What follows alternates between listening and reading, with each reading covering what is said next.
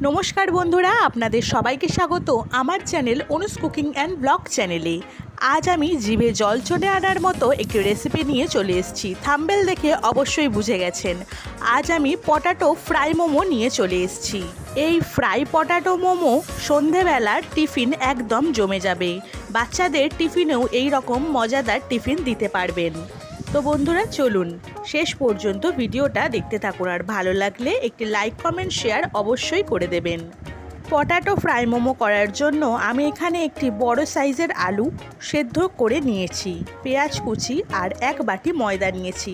প্রথমে ফ্রাইং প্যানের মধ্যে তেল গরম করে উপর থেকে অল্প একটু জিরে ফোড়ন দিয়ে দেব। কিছুটা লালচে হয়ে এলেই দিয়ে দেব পেঁয়াজ কুচি। পেঁয়াজটা আমি খুব ছোট ছোট করে কুচি করে নিয়েছি। পেঁয়াজটা কিছুক্ষণ নাড়াচাড়া করে উপর থেকে দিয়ে দিচ্ছি কাঁচা লঙ্কা কুচি।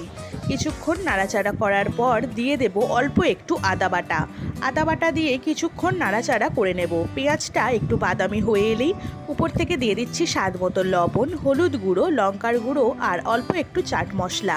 সব কিছু মশলা পেঁয়াজের সাথে ভালোভাবে মিশিয়ে নিচ্ছি।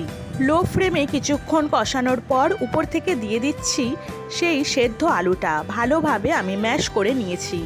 সেদ্ধ আলু দিয়ে ভালোভাবে মশলার সাথে মাখিয়ে নিচ্ছি। এই রকম 2-3 মিনিট ভাবে নাড়াচাড়া করলেই আলুর পুর তৈরি হয়ে যাবে। রেডি হয়ে গেছে। এবার আমি ঠান্ডা হতে রেখে দেব। অন্যদিকে একটি পাত্রের মধ্যে এক বাটি ময়দা নিয়ে নিচ্ছি। উপর থেকে পরিমাণ মতো লবণ দিয়ে হালকা হাতে মিশিয়ে নেব। এবার অল্প অল্প জল দিয়ে একটি সুন্দর ডো তৈরি করব। যেরকমভাবে লুচি টুচির ময়দা মাখে সেরকমভাবে ময়দা মেখে ছোট ছোট একদম লেচি করে নিচ্ছি। যত ছোট লেচি করবেন তত কিন্তু পাতলা হবে, আর পাতলা হলেই মোমো সবচেয়ে খেতে ভালো লাগে। দেখুন সবকটা লেচি ভালোভাবে গোল করে নিয়ে এবার আমি হালকা হাতে বেলে নিচ্ছি। অল্প একটু গুঁড়ি ব্যবহার করছি।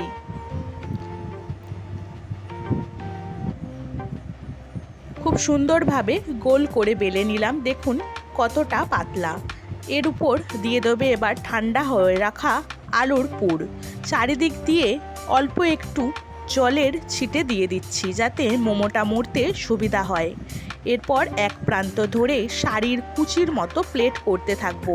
এই রকম পুরো মোমোটা ঘুরিয়ে প্লেট করতে করতে মুখটা এক জায়গায় ভালোভাবে মুড়িয়ে দেব। দেখুন একদম মোদকের মতো দেখতে লাগছে। খুব সুন্দরভাবে তৈরি করে নিলাম আমাদের পটাটো মোমো। এই রকমভাবেই সবকটি মোমো আমি তৈরি করে নিচ্ছি।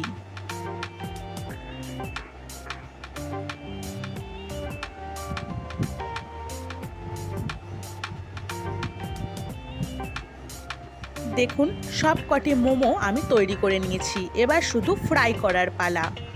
অন্যদিকে ফ্রাইং প্যানের মধ্যে সাদা তেল গরম করতে বসিয়ে দেব। খুব ভালোভাবে গরম হয়ে গেলে গ্যাসটা একটু কমিয়ে দিয়ে আস্তে করে মোমোগুলো বসিয়ে দিচ্ছি। আপনারা ততক্ষণে কিন্তু লাইক কমেন্ট শেয়ার করে দেবেন প্লিজ।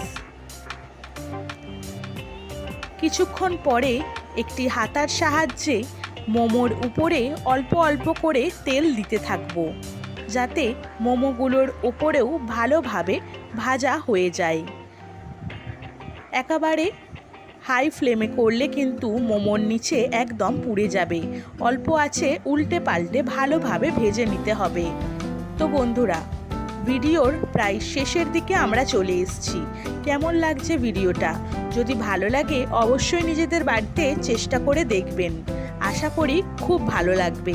আর আমাকে কমেন্ট সেকশানে জানাতে কিন্তু ভুলবেন না। এই রকমভাবেই উল্টে পাল্টে ভালোভাবে আমি মোমোগুলো লালচে লালচে করে ভেজে নিয়েছি।